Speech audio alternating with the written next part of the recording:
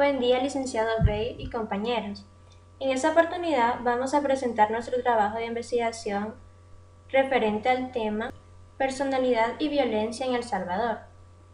Como principal objetivo, tenemos indagar referente a la personalidad y la violencia mediante la recopilación de información teórica, así como la realización de un análisis multidimensional para describir, analizar, aplicar y valorar la relación existente entre ambos aspectos y la realidad actual en El Salvador. Mi nombre es Norma Argueta y les voy a hablar sobre la personalidad.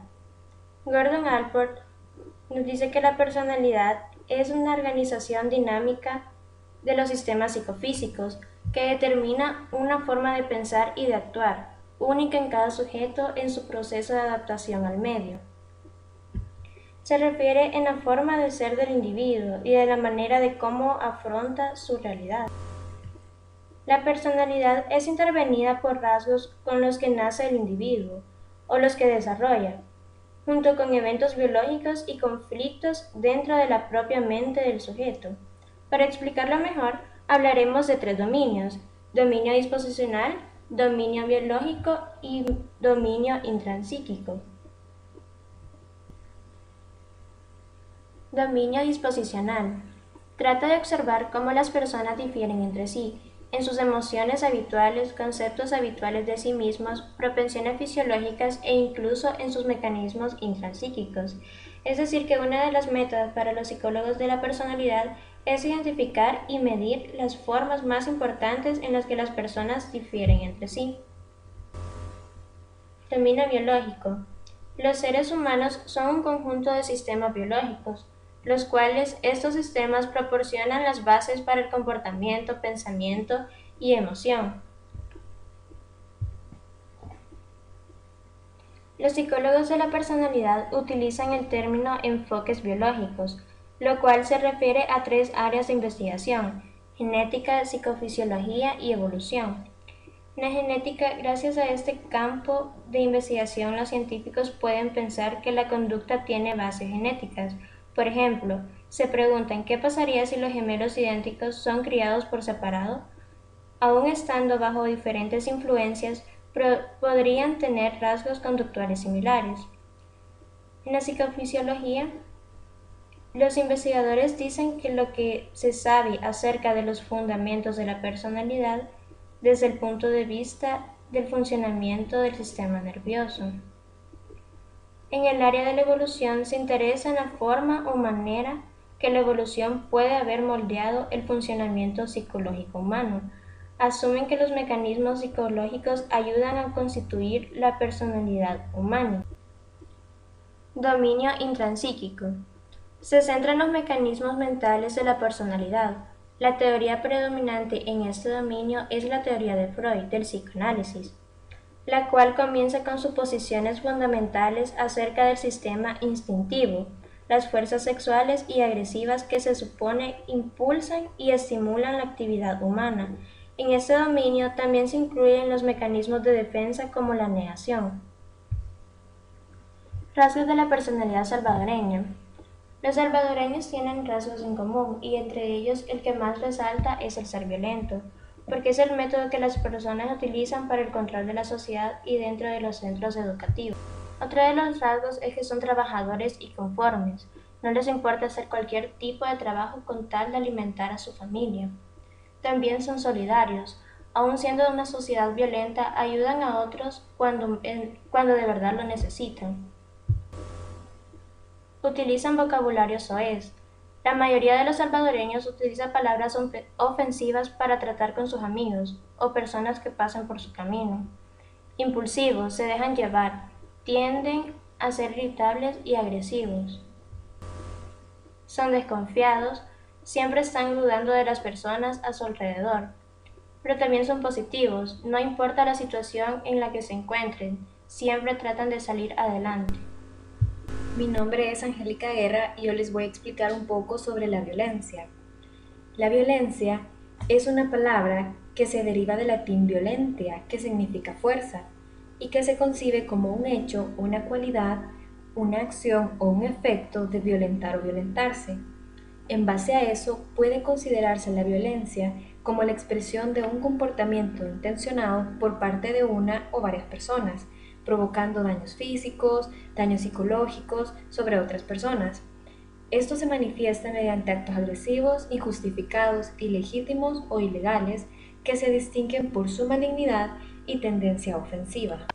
La violencia también se comprende como un comportamiento deliberado que puede llegar a provocar daños a otras personas. Es por ello que la violencia se puede dividir en dos formas. La primera forma es la violencia psicológica. La violencia psicológica está basada en un fenómeno a través del cual se agrede de manera verbal a otras personas, estableciendo algún tipo de daño a nivel psicológico y emocional en las personas agredidas, y los ámbitos donde más se utiliza suelen ser los sociales, tales como el doméstico, laboral, escolar, entre otros. Muchos especialistas consideran que la violencia psicológica es una de las peores formas de violencia, ya que ésta implica una agresión a la psiquis y a la emocionalidad de una persona. En este sentido, si bien un golpe o una agresión física puede dejar marcas visibles y dolor importante, una agresión verbal o psicológica puede herir mucho más profundo el entendimiento de esa persona. Es por eso que la violencia psicológica se considera también que es un tipo de violencia invisible y mucho más difícil de detectar en lo práctico, porque las heridas no son visibles como en los golpes. Por eso la agresión psicológica que, por ejemplo, un marido le hace a su mujer, o que un jefe a un empleado, o que una persona con mayor poder puede ejercer a otra con menor poder, siempre pasan desapercibidas en el momento, pero los efectos que generan en la persona pueden ser mucho más duraderos y dolorosos que la misma violencia física. La segunda forma de violencia es la violencia física, y esta es el uso de la fuerza para intimidar, controlar o forzar a alguien contra su voluntad y atentarle en contra de su integridad física, haciendo uso de su propio cuerpo o cualquier objeto que sirva como un tipo de arma. Estas dos formas de violencia pueden estar implícitas en los diferentes tipos de violencia que existen. Los tipos de violencia en El Salvador más comunes son 4. El primer tipo es la violencia estructural. Este tipo de violencia remite a la existencia de un conflicto entre dos o más grupos de una sociedad, en el que el reparto, acceso o posibilidad de uso de los recursos es resuelto sistemáticamente a favor de alguna de las partes y en perjuicio de las demás, debido a los mecanismos de estratificación social. El segundo tipo es la violencia juvenil. Esta es ejercida por jóvenes de forma aislada o puede desarrollarse por parte de grupos de chicos que se unen con el objetivo de participar en actividades violentas. Estadísticamente, la violencia juvenil tiene una mayor incidencia entre chicos de sexo masculino y cuya edad oscila entre los 14 y los 18 años.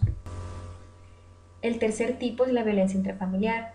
Esta se define como aquella violencia que tiene lugar dentro de la familia, ya sea que el agresor comparta o haya compartido el mismo domicilio y que comprende, entre otros, violación, maltrato físico, psicológico y también el abuso sexual.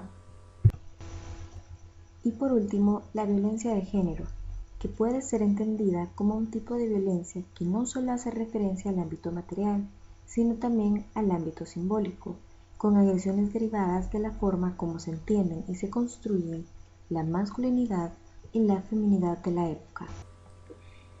La violencia en El Salvador tiene ciertos aspectos históricos. El doctor Víctor Bayer delimitó algunas proposiciones que son hechos históricos y que entrelazadas llevan a la situación de violencia del país. Como primer punto, el menosprecio social por los humildes y discriminación racial desde tiempos de la colonia y de los primeros años de la República hasta la actualidad. También la sobreexplotación de los trabajadores, el régimen político que estuvo diseñado para la represión y la contención de los movimientos sociales y populares a través de los estamentos estatales armados. Y por último, las élites del poder económico voraces para acumular ganancias y renuentes a pagar impuestos justos. Estos puntos se desencadenan a finales del siglo XIX y a principios del siglo XX, en aras del cultivo del café como un modo de producción capitalista que da origen a problemas estructurales por la desigualdad de ingresos que existían.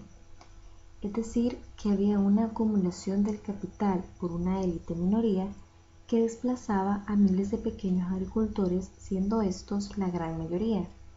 Y esta gran mayoría es la que se vio más afectada en la crisis de 1930, lo que dio un surgimiento del levantamiento indígena campesina en 1932, conocido como la Masacre del 32, porque murieron más de 30.000 personas y dio inicio a los 44 años de dictadura militar salvadoreña.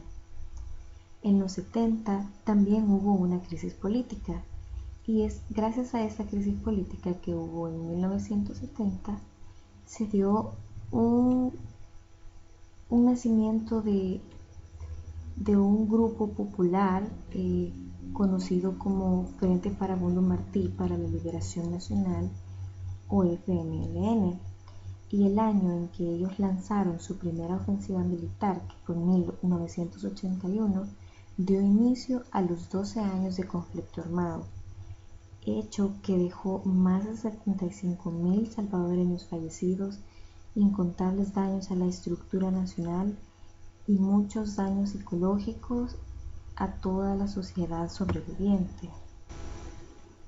Tras todos esos hechos de violencia salvadoreña, la violencia aquí en El Salvador se sigue dando de diferentes formas. Según datos de la Policía Nacional Civil, alrededor de unas 1.400 personas tienen reporte de desaparecidas en el periodo de enero a julio del presente 2014, y Medicina Legal informa un promedio de 7 muertes violentas diarias y un reporte de al menos 500 homicidios entre 2011 y 2012. Según datos de la ONU, El Salvador ocupa el cuarto lugar como región más violenta del mundo. Honduras ocupa el primer lugar con un promedio de 9,4 homicidios por cada 100.000 habitantes, Venezuela con el segundo con un 53,7, Belice ocupa el tercer lugar con un 44,7 y El Salvador ocupa el cuarto lugar con un porcentaje de 41,2 homicidios por cada 100.000 habitantes. Ahora vamos a abordar el tema de personalidad y violencia en la realidad salvadoreña. Mi nombre es Vanessa Aguilar y les voy a hablar específicamente del desarrollo evolutivo de la conducta antisocial. Para empezar, definiremos el término conducta antisocial. Esto se refiere a actos que suponen un quebrantamiento de la ley.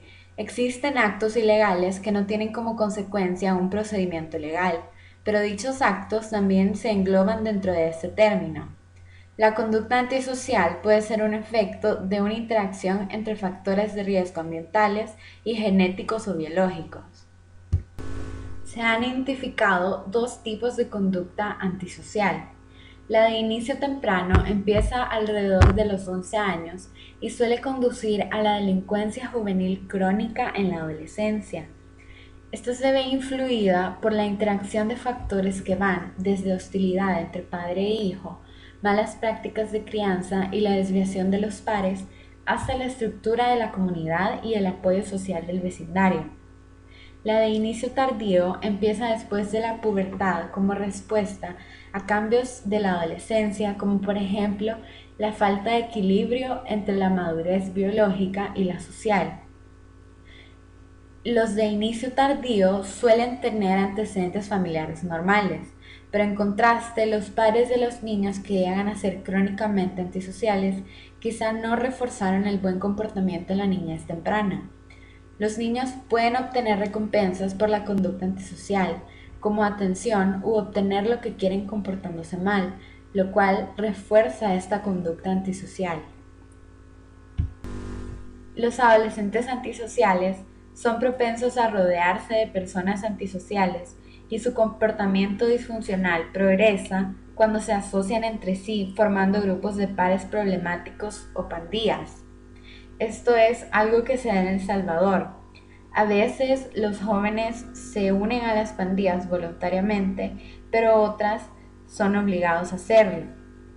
Una buena crianza puede disminuir la delincuencia, ya que desalienta la asociación con pares problemáticos. Hay diversos factores influyentes en la conducta antisocial. Un ambiente familiar distante, de carácter represivo o caótico en la niñez, puede conducir a conductas agresivas. En investigaciones en El Salvador, personas que han cometido conductas antisociales han afirmado que crecieron en un hogar desintegrado, faltándoles el afecto de sus padres y los cuidados a que tiene derecho un niño. También manifestaron haber presenciado violencia intrafamiliar. La biología no se queda fuera. Se ha identificado un gen específico en las personas que exhiben falta de compasión e incapacidad para controlar sus impulsos emocionales desde las primeras etapas de la vida. Durante la adolescencia y la adultez, su comportamiento se caracteriza por tasas elevadas de delincuencia. Déficits neurológicos pueden hacer que los niños no reciban o no hagan caso de las señales de advertencia para refrenar la conducta impulsiva. Además, traumas tempranos pueden provocar que una estructura del cerebro se vuelva hiperactiva y causar una obsesión con un solo pensamiento, que puede ser la violencia. La existencia de pandillas es un fenómeno muy arraigado a la realidad salvadoreña, así como la facilidad al acceso de las armas. Vivir en un vecindario pobre e inseguro impulsa a que los jóvenes cometan actos violentos, aunque los estudiantes de clase media y superiores no son inmunes, ya que estos pueden estar influenciados por factores mencionados anteriormente. El alcohol y las drogas son otro factor que puede impulsar la conducta antisocial, ya que varios delitos son cometidos bajo efectos de estos. No todos los delincuentes juveniles llegan a ser delincuentes en su adultez, pero los adolescentes que no ven alternativas positivas o que provienen de familias disfuncionales son propensos a adoptar un estilo de vida antisocial permanente. La estabilidad de la conducta viene producida por la continuidad acumulativa de experiencias que tienen efectos acentuadores, así como la constancia en las características individuales y por las influencias biológicas que éstas sufren. Buen día, mi nombre es Marcela Rodríguez y a continuación vamos a dar inicio con un análisis multidimensional del tema de la personalidad y la violencia en base a los tres dominios de personalidad que hemos visto en clase. Para comenzar, tenemos el dominio disposicional. A través de esta perspectiva, las conductas antisociales, la violencia, se pueden abordar desde las formas en que los individuos difieren entre sí. La teoría de Eysenck es la más utilizada para el estudio de la relación entre personalidad y conducta antisocial. Este autor describió dos variables de personalidad que son el neuroticismo y extraversión, y luego propuso la variable del psicotismo, en la cual está claramente ligada la delincuencia a un nivel de psicopatía primaria. Según este autor, las personas con elevada extraversión, nivel alto de neuroticismo y alto psicotismo tienen problemas para adquirir eficazmente una conciencia moral, inhibitoria del comportamiento antisocial y por consiguiente configurará rasgos básicos de una personalidad delincuente. Eysenck también añadió que la correlación entre estas tres dimensiones mencionadas anteriormente varía dependiendo de factores como el sexo y la edad. En la dimensión de extraversión frente a introversión, se manifestaría en los individuos en los rasgos de búsqueda de sensaciones e impulsividad, así como también irritabilidad.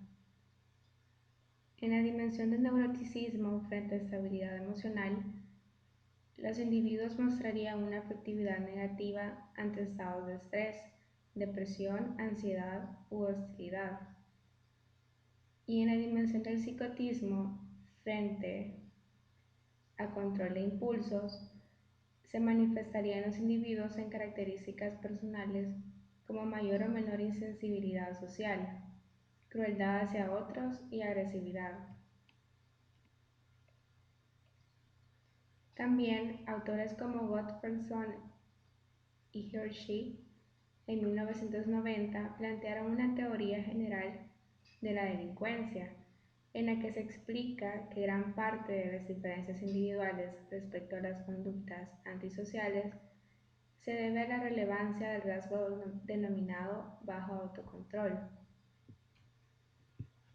Siguiendo con el dominio disposicional, encontramos otra teoría conocida como el modelo de Big Five o modelo de los 5 factores, en la que se nos presentan 5 rasgos que definen o caracterizan a la personalidad.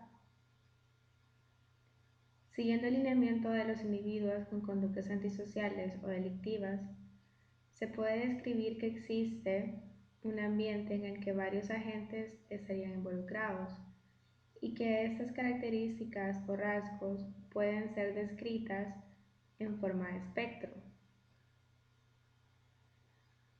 Algunas investigaciones han demostrado que las personas con comportamientos antisociales tienen altas puntuaciones en el polo negativo de afabilidad, responsabilidad y estabilidad emocional. Así por el contrario, tienen puntuaciones positivas en extraversión relacionado con la búsqueda de sensaciones nuevas y placenteras. Rasgos como extraversión, neuroticismo y ansiedad constituyen un patrón de personalidad desinhibida y juegan un papel preponderante en la conducta antisocial. Se puede notar en algunos salvadoreños la baja preocupación y apoyo emocional hacia los demás, así como pueden notarse conductas o características de personalidad que denotan puntuación alta en neuroticismo, teniendo manifestaciones como altos niveles de ansiedad, hostilidad o agresión e incluso impulsividad. Se dice que existe una correlación entre la falta o el bajo nivel de control personal hacia los impulsos, la inestabilidad emocional y la falta de empatía en las conductas antisociales, debido a diversos factores psicosociales como las familias disfuncionales, los estilos de crianza, poca sociabilidad efectiva, la irritabilidad y claramente la falta de responsabilidad que puede ser notada en las conductas delictivas que las personas adoptan.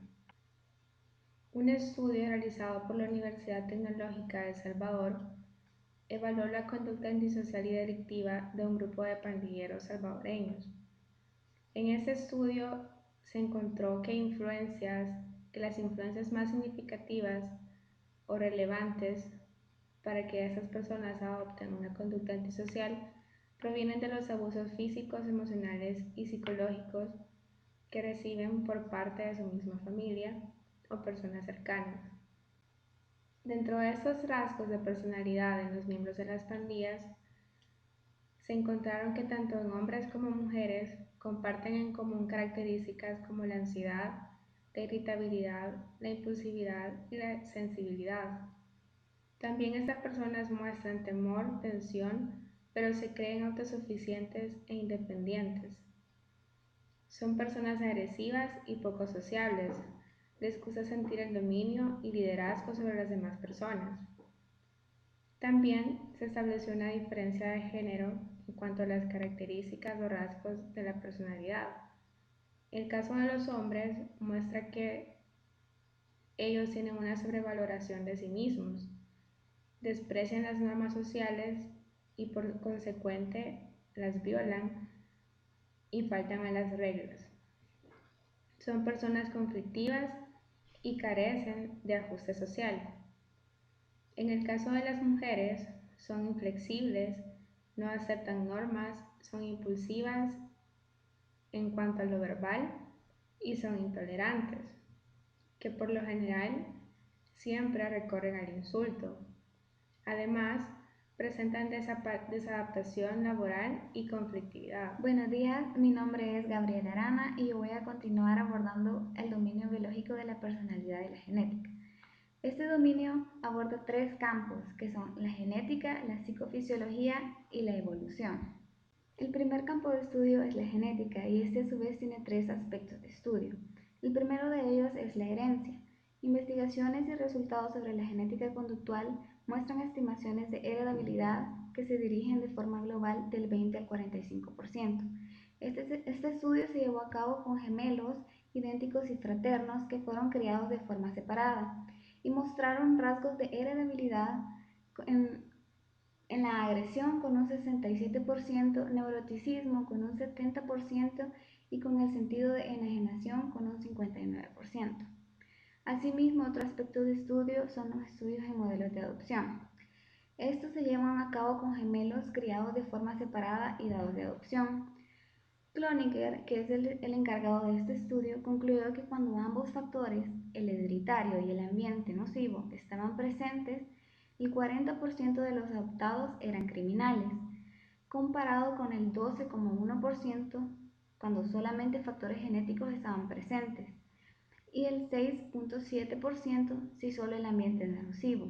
Pero si ambas variables estaban ausentes, había un 2,9% de posibilidad de heredabilidad. El tercer aspecto son los genes. Se encuentran asociaciones de un gen implicado en la regulación de la serotonina y el neuroticismo, así como evidencias de asociaciones entre un gen receptor de la dopamina y la búsqueda de novedad y sensaciones. Este gen es llamado D4DR.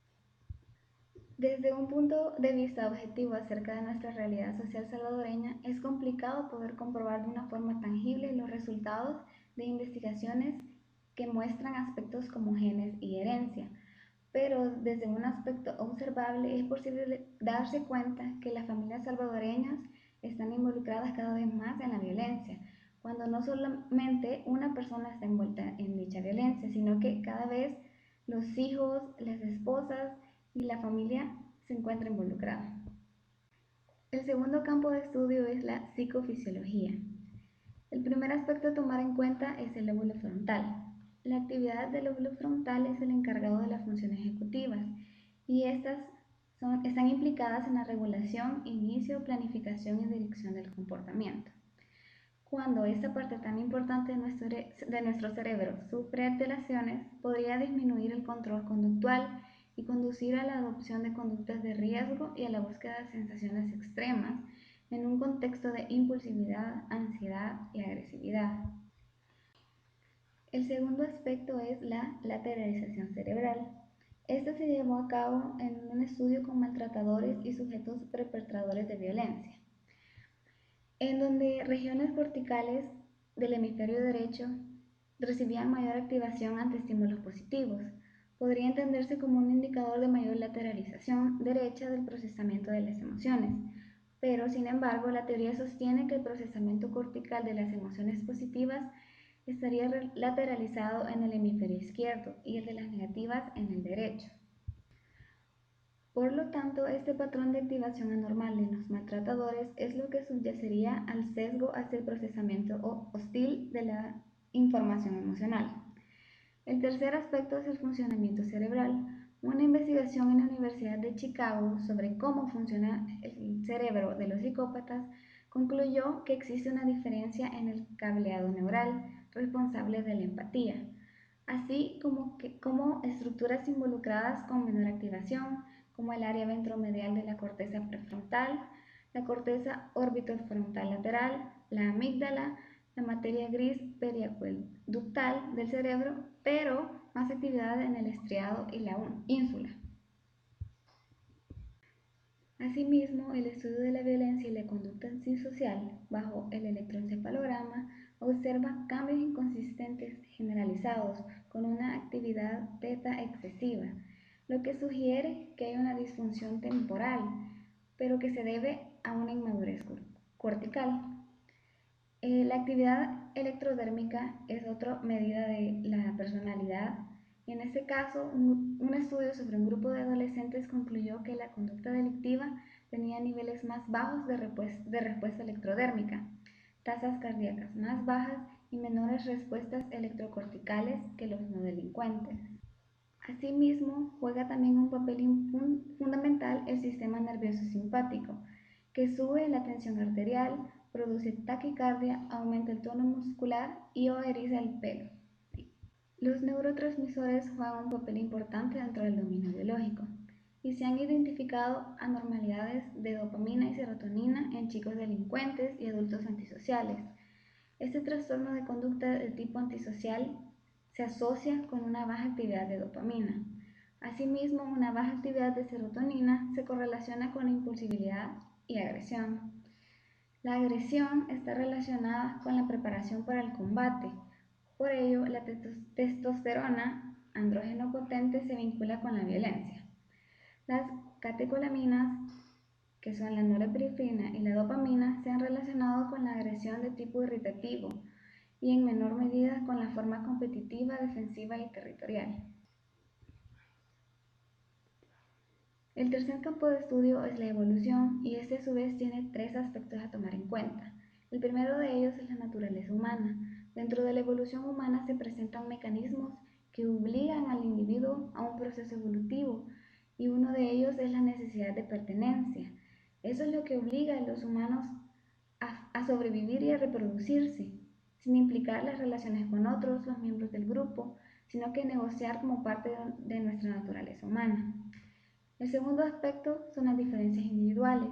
Las diferencias individuales pueden identificarse asimismo características importantes de las conductas violentas, ya que primero, estos pueden estar influenciados por aspectos ambientales que van a precipitar ciertos rasgos individuales de violencia.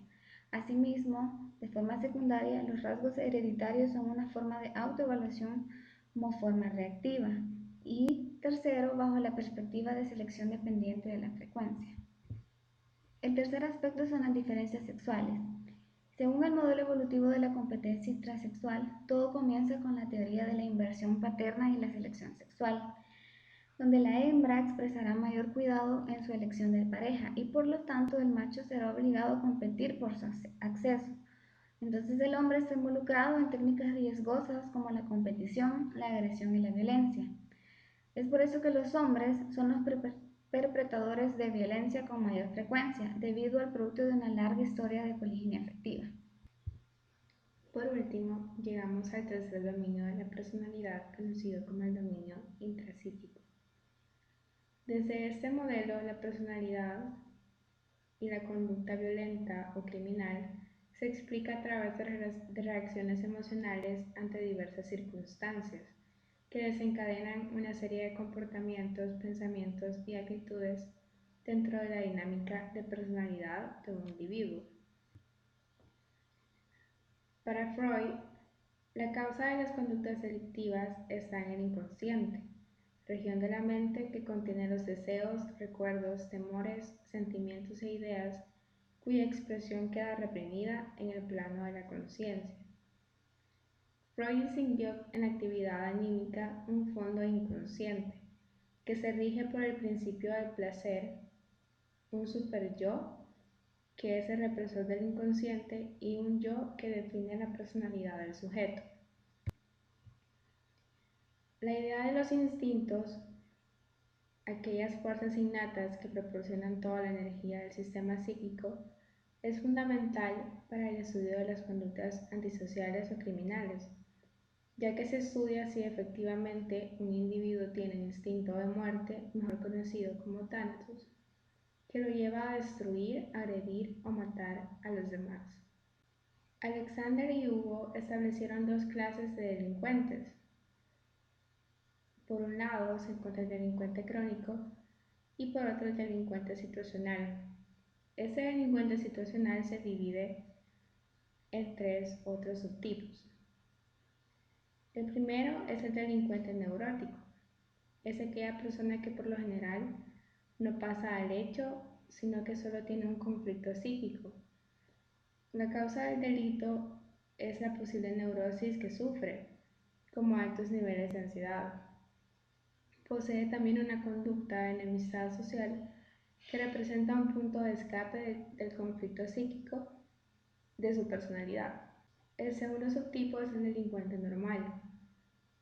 Esta persona sí pasa al hecho y lo oculta.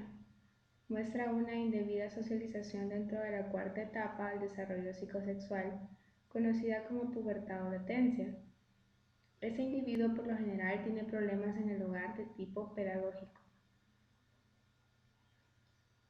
Y el tercero es el delincuente enfermo, en el que tiene una causa comprometida de origen biológico, generando padecimientos patológicos orgánicos. La violencia es vista como una confesión de la debilidad de un yo bajo el dominio de impresiones que lo asaltan, tanto en su interior como en su exterior, de manera que no puede encontrar en él los recursos aseguradores suficientes para esperar y evaluar una determinada situación. Finalmente, éste termina siendo esclavo de sus temores y su hiperactividad. El comportamiento violento busca compensar la amenaza sobre el yo. Por tanto, se puede hablar de la existencia de una relación entre la violencia y la inseguridad interna, que genera un sentimiento de vulnerabilidad del yo, de amenaza sobre sus límites y su identidad. En los individuos con trastornos de personalidad y delincuentes es muy común encontrar abundantes mecanismos de defensa que tienen la función de evitar la censura del superyo. Según la concepción de Freud, las pulsiones no pueden ser eliminadas, sino que estas son más bien reprimidas, de manera que al intentar llevarlas al plano consciente, son distorsionadas de forma simbólica.